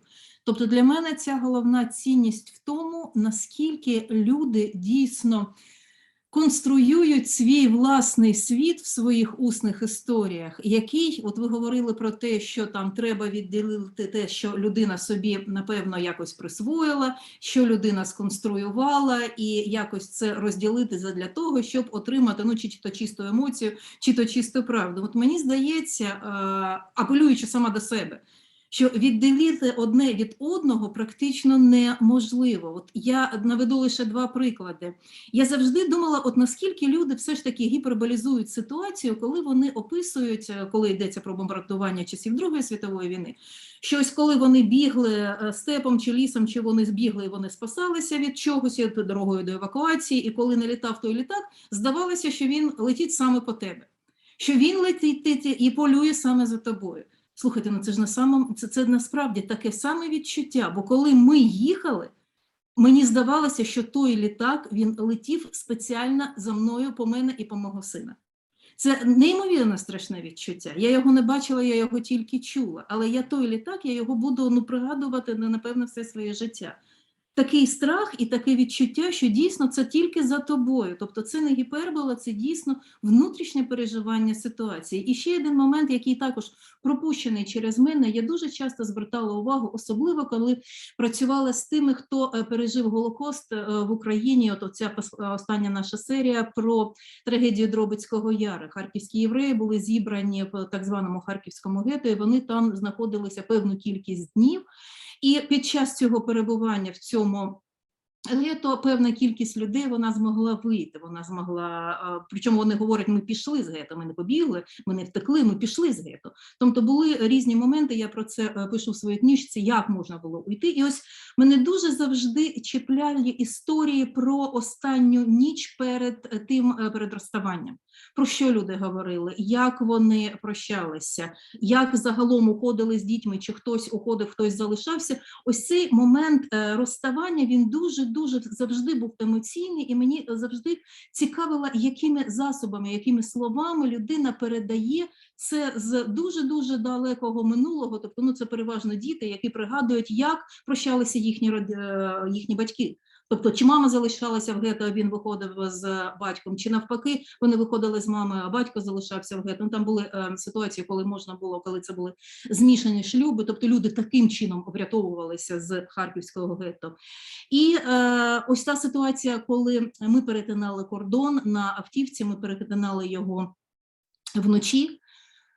Я і досі не можу спокійно про це говорити. Це величезна черга автівок, з яких перед кордоном, перед пропускним пунктом, виходять чоловіки, жінки сідають за кермо, і вони прощаються. Це неймовірно складна, емоційна і, знаєте, така дуже людяна ситуація. Коли ці діти прощаються з батьками, бо батьки ж вони ж мають залишитися в Україні, це ситуація, яка для мене буде, напевно, поряд з тим літаком, основним таким, знаєте, маркером пережитого насильницького досвіду, штовхання мене в ту ситуацію, яку я собі ніколи б сама б не обрала. Тобто це моє примусове переселення з місця проживання в інше місце через загрозу моїй дитині і мені самій. Напевно, я буду завжди це пригадувати саме через це розставання, через цей, я би сказала, такий бабій вой, який лунав над оцім переходом, через який ми переходили кордон, коли їхали з України. Власне, ось сила усних історій, це сила ваших емоцій, це сила вашого пережиття, яке навіть якщо воно гіперболізоване, навіть якщо воно здається таким, що ви туди, знаєте, взяли кадри з кінохроник, з кінофільмів, все це собі приватизували і видали начебто як свою історію, це значить людині болить. Це болить настільки, що вона несе це через життя і буде нести це доволі довго. Оце на чому я хотіла заакцентувати увагу, бо я думаю, що в нас 10 хвилин, напевно, ми ще серед учасників семінару можемо поставити один одному питання. Тобто стосовно усних історій поки що все.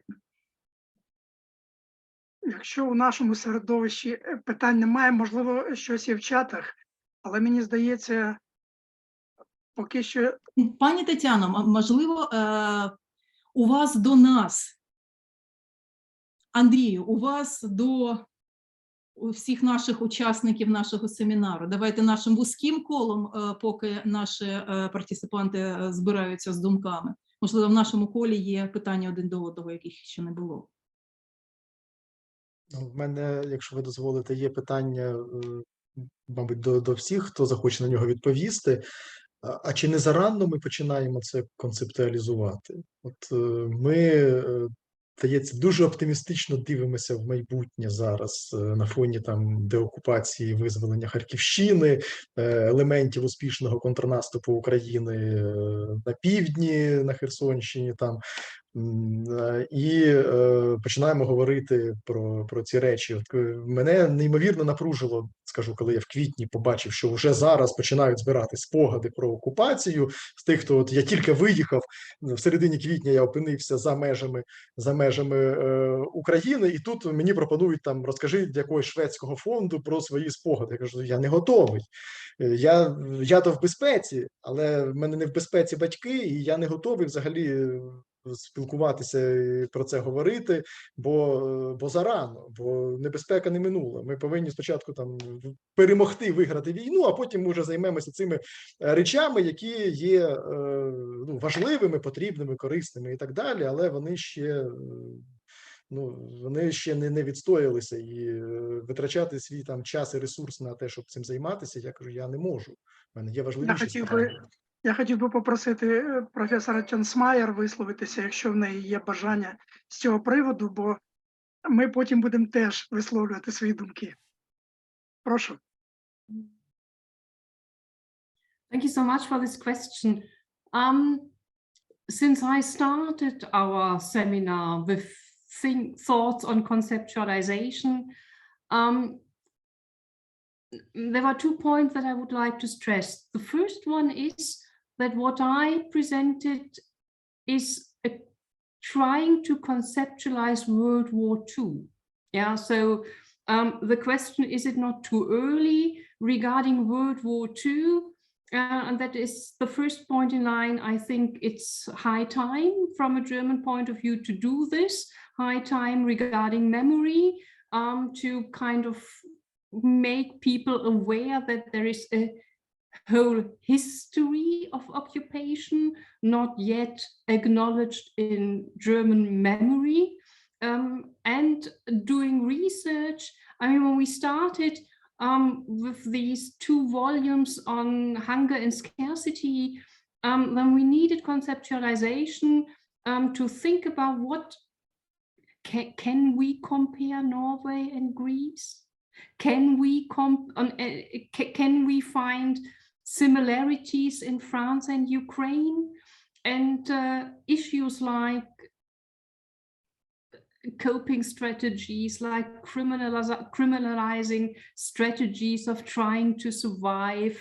Of course, the situation in Kharkiv is different from the situation in Lyon. Of course, the situation in Trondheim is different from the situation in Athens. Of course, and I cannot name all villages. The situation on the spot has its specificities, but generally speaking, German occupation caused scarcity, and in some places it caused hunger and hunger deaths. So I think this conceptualization of World War II is necessary and not too early, but this was not your question, and I'm aware of it. And this leads me to my second, how to put it, row of thoughts.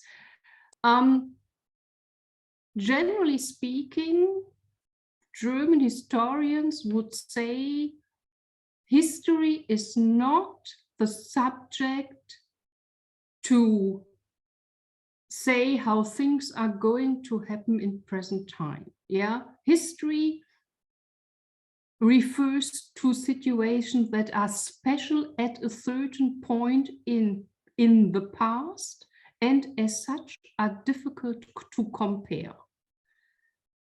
And this working on conceptualization of World War II, I suppose you have seen me nodding when you describe the situation that you have been living through, because there are so many issues that, of course, the specificities are different, but not totally. Yeah, so there is a kind of, I'm listening to you, and I think I have read about a situation like this in my sources, and like this and like this. So issues like trust, issues like the need for being in a group. You named it yourself, age issue, issues of age and gender, hunger, the situation in the village, the need for information, the impact of rumors, the eroding of trust, etc., etc. Yeah, so on a conceptual level, these issues are all there. And I'm not saying they are the same, but kind of, even though I'm not personally involved, what do I expect that people might experience? And these are issues. Or Gelinada, I really get tears in my eyes when you're talking about the experience at the border, and I was talking about family separations. Yeah, so is it too early to conceptualize? I would say the conceptualization is there. Whether it is too early or not to use it, this is up to you. If I may, I might add a third point, and this has much to do with what Gelinada has been thinking. Has been referring to. Reading, I mean, for many years, I've been a specialist on National Socialist, Second World War, on the Nazi regime, etc., etc. But if you go through this literature on the German perpetrators, this is virtually free of emotions. It is virtually free of, I mean, it is full, and for very good reasons, it is full of all the violence, the reprisals, the Shoah, all these issues.